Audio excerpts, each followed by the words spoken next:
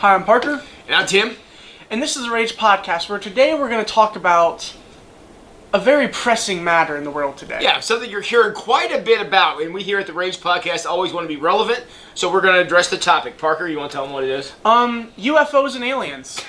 Do they exist? Yeah. Is there anything in the Bible that says that they don't exist? And that's kind of what our topic is for the day. Now, Tim and I were just mentioning, I think we're going to go, obviously we're going to give our biblical groundings, because this is kind of what we do here at the Rage. Yes, that's it. Ezekiel chapter 2. Yes. If you read it, you are already confused. Yeah, if you can read Ezekiel chapter 2 and not swear we're on the cusp of Independence Day, then you're not doing something right, because it reads just like that. It is talking about these wheels, and no matter which way you look, they're there. Yeah, they're flying the same direction. Yes, they're all... Yeah, so we double dog dare you to go read Ezekiel chapter 2 and tell us if that's not a UFO Ezekiel is seeing, because I don't know. But we have to, now that we use the term UFO, let's define that. Yes. So, obviously, unidentified flying object. And they absolutely do exist. Oh, yes. Now, whether they're little green men or whatever, who knows? But there are things out there, and the military has... I mean, if the military is filming something, and the tower saying, we don't know what that is, unidentified flying object, there it is. So those actually absolutely exist. Now, are they natural phenomenon? Are they, unregistered flying thing? Who knows what they are? But as far as UFO, they absolutely do exist. So, obviously, this is in the news right now. They're saying there's this thing that's 100 to 1,000 years more advanced than anything we've ever seen. Right, it was reaching speeds of 80,000 miles an hour. And then just stopping on a dime and going into the ocean. And the part I don't get, though, is it's shaped like a Tic Tac. Yeah. What's that about? But, it's just... What do we think about this? We're Christians. We obviously, we have this whole perspective on life. Now, what do we do when life shifts to where there's... Well, let's ask the obvious question. Is there anything biblically that precludes and said that we can say for certain there's not life on other planets? Is there anything biblically we can say that about? And the answer is no. There's nothing in the Bible that precludes life on other planets. And Parker and I were talking about this before we got started. The Bible's very clear. The Earth has one world. But there's nowhere that's... Earth has one world. God has one world. Yeah, the world has one God. There it is. There we go. There it is. The world has one God. The Bible's very clear about that. However, nowhere to say God only has one world. Tim, I think you just did that because you're under an alien attack. I am. Actually. I don't have my hat on. You don't have your hat on. I don't have my tinfoil hat on, so clearly I'm under alien control. They're using me to lead you all astray. I'm sorry you had to find out like this. But yes, in all reality, is there the possibility that life can be on any other planet, in any other universe, in any other form? Absolutely. Sure.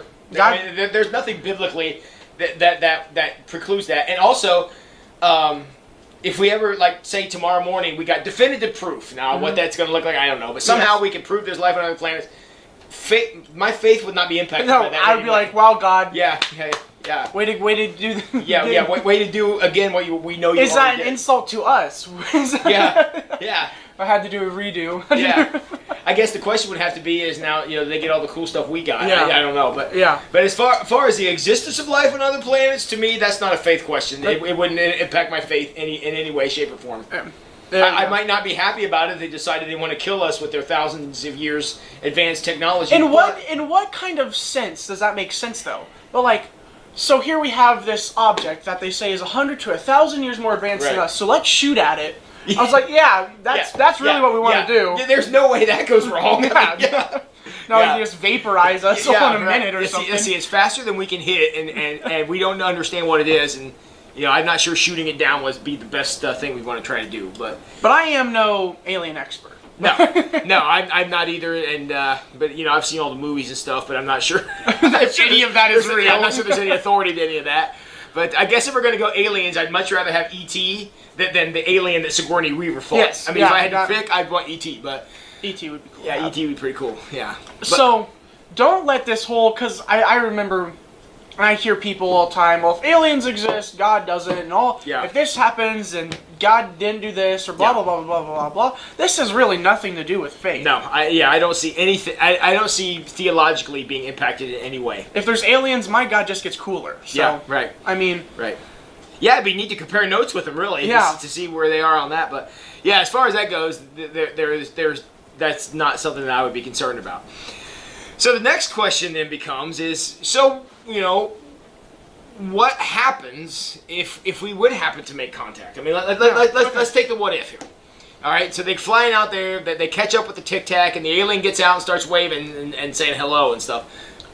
What do we do then? I mean, I guess we don't have any reason to be suspicious of them. I mean, as long as if they're like blowing up the Capitol or something, that we're going to be a little suspicious about. But I don't know that we have I don't know that we necessarily have to think they're going to be warmongering to be here. And I think I'm going to have to start here at Wayne Street the alien evangelization program. That's right, because we're gonna make Calvinist out of them. We're going to have to evangelize these people if we make contact. That's right. Yeah. I mean, it'd be in their best interest to come talk to us. John Wesley did say the world was his parish, and I'm here to change that. That's right. For Parker, it's the universe is his parish. Actually, you should have a T-shirt with that printed on it. Yeah, the universe is my parish. But I mean, truly, what's going to happen if we were to make contact? And I mean, if the world was to get heated, and now we have all this conflict and whatnot going on. Well, I mean, we have a hard enough time getting along with ourselves. I can only imagine if you're trying to get along with somebody else. But my hope is that if that were to ever happen, it wouldn't be something that we use to fight about with each other or fight with them about unnecessarily. That we could at least have a conversation with them about what's going on in whatever way we could. But it would be the opportunity for us to I guess, find out what we're made of, I suppose. Yeah.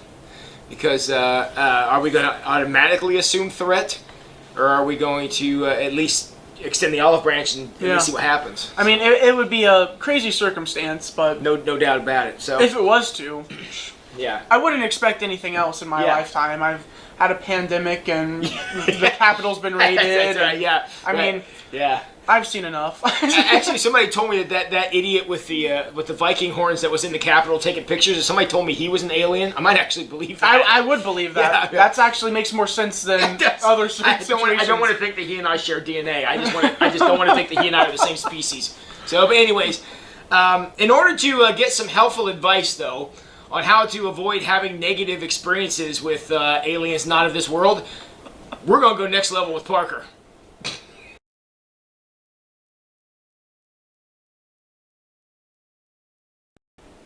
So I'm just going to share with you a little bit of how we can protect ourselves from these aliens. Now this is obviously the tinfoil hat. This one here, it doesn't have this kind of the point like this one does. This one will protect you somewhat. It'll make you get by. I mean, minor protection. It'll help though. It'll help. Now this one, however, this is the one you want. Now this one can protect you from any form of alien and any kind of alien. I mean, we have to understand, people, their technology is 100 to 1,000 years more advanced than us. And all we have down here is tinfoil. So remember that. Look, you can never be too careful.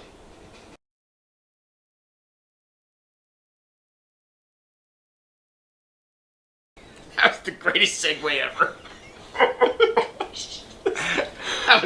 That was the greatest segue. I can't wait to hear what you say now. All right. So all we're going to do is come back and say, you can never be too careful. And just cut it right there. Is that okay? Okay. All right, so put your hat on it. Okay, so what we're going to do is we're going to sit here and just blankly stare at the screen. You can never be too careful. That's just what I want to do. Just be staring at the screen. Don't crack a smile. And then I'm going to say, you can never be too careful. And we're just going to cut it right there. You got me laughing. Oh, I gotta get a straight face. Okay. All right. Okay.